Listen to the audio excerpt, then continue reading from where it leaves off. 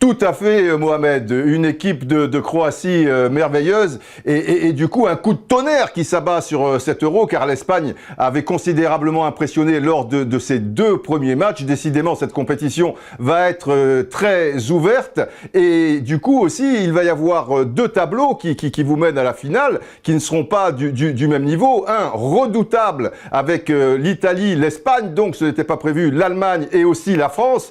Heureusement pour la France qui ne rencontrera pas une des 3 équipes citées avant la demi-finale, et un autre tableau un petit peu plus faible donc, et la Belgique pourrait bien en profiter. Mais pour cela, il faudra faire ce soir au moins match nul contre des Suédois super motivés, remontés comme des baleines. Pourquoi? Parce que le grand Zlatan a annoncé sa retraite internationale. Et donc ses partenaires vont vouloir que cette retraite elle soit le plus tard possible. La Belgique n'est pas qualifiée. S'ils perdent contre la Suède et que dans le même temps, eh bien, la République d'Irlande bat une équipe d'Italie bis, il n'y a pas d'enjeu, et vous savez que dans ces cas-là, les Italiens, ils sont pas très motivés, eh bien, nos Diables Rouges passeraient à la trappe. Alors, la tension monte, la tension monte. Regardez, par exemple, Ronaldo, lors de sa petite balade avec ses partenaires, il est, j'allais dire, attaqué. Enfin, bon, un journaliste arrive, il lui pose une question, vous voyez sa réaction. Il faut dire que c'est un journal peut-être à scandale, qui est un petit peu dur avec lui, mais quand même, Mohamed, attention, la tension monte